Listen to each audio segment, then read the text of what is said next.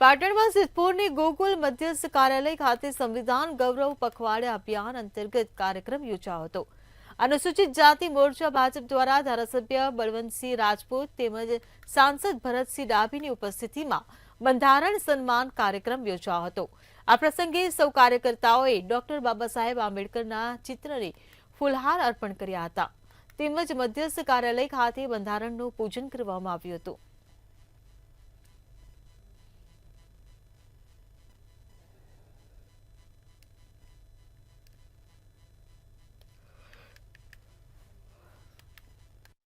સંવિધાનના 75મા વર્ષની ઉજવણી આખા દેશભરની અંદર થઈ રહી છે, ત્યારે ભારતીય જનતા પાર્ટી અનુસૂચિત જાતિ મોરચા દ્વારા સમગ્ર રાજ્યભરમાં જિલ્લાએ તાલુકાએ અને હવે ગ્રામ્ય કક્ષા સુધી સંવિધાનના પૂજનના કાર્યક્રમો થઈ રહ્યા છે।